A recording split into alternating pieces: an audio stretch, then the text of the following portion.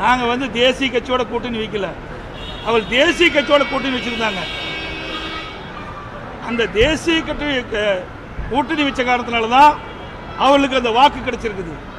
எங்களை போல தேசிய கட்சியோடு கூட்டணி வைக்காமல் தனித்து நின்றிருந்தா எங்களை விட குறைவான வாக்குகள் தான் பெற்றிருப்பாங்க. அவர்கள் இவ்வளவு இடத்துல வெற்றி பெற்றிருக்க மாட்டாங்க. 2 கோடி தொண்டர்கள் கொண்ட இயக்கம், ஆனால் இந்த தேர்தலில் 1 கோடி வாக்குகள் மட்டும் தான் பதிவாயிருக்கு. கிட்டத்தட்ட 50% வாக்குகள் பதிவாகல. அதிமுகவுடைய வாக்குகளே பதிவாக. ஆமாம், திமுகவையும் கேட்டு போகிறேன். திமுக எவ்வளோ சேர்த்திருக்கேன்னு அதையும் கேட்டுங்க. ஆக தேர்தல் நேரத்தில் நான் என்ன சொல்கிறேன், இது நாடாளுமன்ற தேர்தலுங்க, சட்டமன்ற தேர்தல் அல்ல. நாடாளுமன்ற தேர்தல் வேறு, சட்டமன்ற தேர்தல் வேறு. சட்டமன்ற தேர்தலில் நாடாளுமன்ற தேர்தலில் 2 கட்சி தான் முன்னிறுத்துறாங்க. ஒன்று இந்தியா கூட்டணி, இன்னொன்று பாரதிய ஜனதா. நாங்கள் நடுநிலையோடு இருந்தோம். தமிழ்நாட்டு மக்களுடைய உரிமைகளை காப்பதற்காக நாங்கள் யாரோடையும் கூட்டணி வைக்கல. ஏன்னா தேசிய கட்சிகள், இது காங்கிரஸ் கட்சியாக இருந்தாலும் சரி, இது பாரதிய ஜனதா கட்சியை சேர்ந்தாலும் சரி, எந்த கட்சியோட கூட்டணி இருந்தாலும் தமிழ்நாட்டு உரிமைகள் பாதுகாக்க முடியாது. இந்த தேர்தல் தோல்விக்கு பிறகாவது பிரிந்து சென்றவர்கள் மீண்டும் கட்சியில் இணைய வேண்டும், கட்சி ஒன்றிணைய. என்ன தோல்வின்னு சொல்கிறீங்க? 2019 இப்படி தான் இருந்தது. அப்புறம் 2021 75 இடம் ஜெயிச்சோம் இல்லையா? 2 லட்சம் வாக்கு தாங்க குறைவு. மொத்தமாக 2 லட்சம் வாக்கு தான் குறைவாக நாங்கள் இந்த ஆட்சியை அமைக்க முடியாத சூழ்நிலை இருந்தது. பிரிந்து சென்ற வந்த சென்டரில் எவ்வளோ ஓட்டு வாங்கியிருக்கு? நாங்கள் பிரிந்து சென்றீங்க 1% அதிகம். நாங்கள் பிரிந்து சென்றவருக்கு பிறகு 1% கூடுதலாக வாக்கு வாங்கியிருக்கிறோம். அதிலிருந்து என்ன ஆகுது? கட்சி பலமாக இருக்குன்னு தான் பொருள். ஏங்க அதெல்லாம் ஒரு குழுவா? ஏங்க நீ கேள்வி கேட்கலாமா? ஏங்க ரோட்டில் போகிறவங்க வரவங்கள ஒரு குழு அமைச்சா ஒவ்வொருத்தருக்கும் பதில் சொல்லிட்டு தான் இருக்கணும். அது யார் சொல்லுங்க பார்க்கலாம். யார் வேணாலும் சந்திக்கலாம். அது என்ன குழு என்னன்னு குழு? தயவு செய்து நிருபர்கள் பார்த்துட்டு யாராக இருக்குது எந்த கேள்வி கேட்க வேண்டாம். யாரோ ஒருத்தர் கோயம்புத்தூர்கார், அவர் எங்கே இருந்தார்? கட்சியிலே கிடையாது, ஓபிஎஸ் இருக்கும்போது போய் சேர்ந்தார். அதுக்கு வந்து உறுப்பினரே கிடையாதுங்க அவரெல்லாம் ஒரு பால் பெரிய ஆள் நினச்சிக்கிட்டு நீ கேட்குறீங்க. ஏன்னா உங்கள் விவாத மேடைக்கு ஒரு ஆள் வேணும், அவர் பிடிச்ச அவரை வச்சுக்கிறீங்க. அவர் ஏதாவது ஒரு கருத்து சொல்கிறாரு, அது தமிழ்நாட்டுடைய கருத்து மாதிரி நீங்கள் எடுத்துக்கிறீங்க. இது எந்த விதத்தில் சரியாக இருக்கும்? முடிஞ்ச நாடாளுமன்ற தேர்தலில்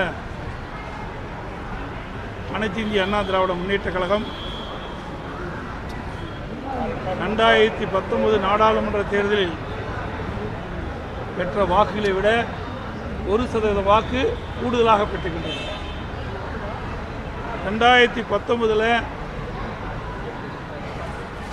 நடந்து முடிஞ்ச நாடாளுமன்ற தேர்தலில் திராவிட முன்னேற்ற கழகம் 33.52% பெற்றிருந்தது.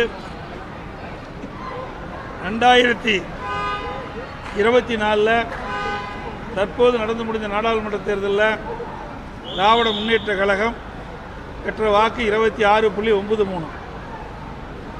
2019க்கும் 2024க்கும் வித்தியாசம் 6.59% வாக்குகள் சரிவடைந்திருக்கின்றன திராவிட முன்னேற்ற கழகத்தில். ஆகவே இன்றைக்கு எதிர்க்கட்சிகளும், இன்றைக்கு சில ஊடகங்கள், பத்திரிகைகள் அனைத்து இந்திய அண்ணா திராவிட முன்னேற்ற கழக வாக்குகள் சரிவடைந்ததை போல ஒரு தோற்றத்தை வெளிப்படுத்தி கொண்டிருக்கிறது. இதுக்கு உண்மைக்கு புறமானது. அதோட இது நாடாளுமன்ற தேர்தல், சட்டமன்ற தேர்தல் இல்லை.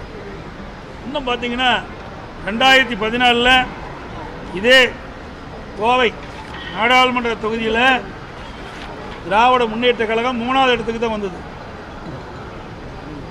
அனைத்து இந்திய அண்ணா திராவிட முன்னேற்ற கழகம் வெற்றி பெற்றது. அதற்கு அடுத்த வாக்குகள் பெற்றவர் திரு சிபி ராதாகிருஷ்ணன் அவர்கள்.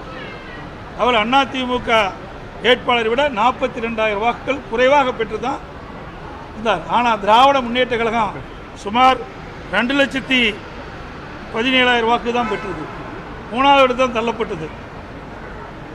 ஆகவே அனைத்து இந்திய அண்ணா திராவிட முன்னேற்ற கழகத்தை பொறுத்த வரைக்கும் இது நாடாளுமன்ற தேர்தல் இல்லை, சட்டமன்ற தேர்தல்.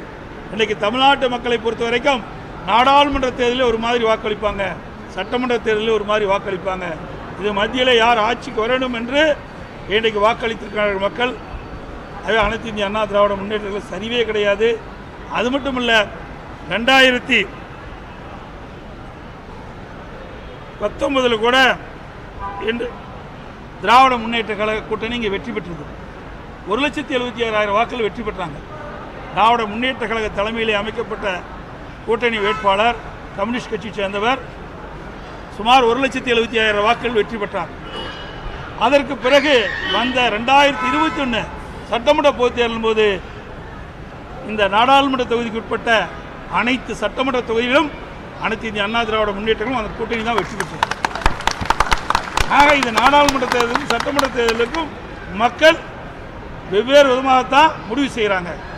ஆகவே அனைத்து இந்திய அண்ணா திராவிட முன்னேற்ற கழகத்தை பொறுத்த வரைக்கும் சட்டமன்ற தேர்தலிலே அதிக இடங்களில் 2026 சட்டமன்ற பொதுத் தேர்தலின் போது அதிக இடங்கள் பெற்று தனி பெரும்பான்மையோடு ஆட்சி அமைக்கும்.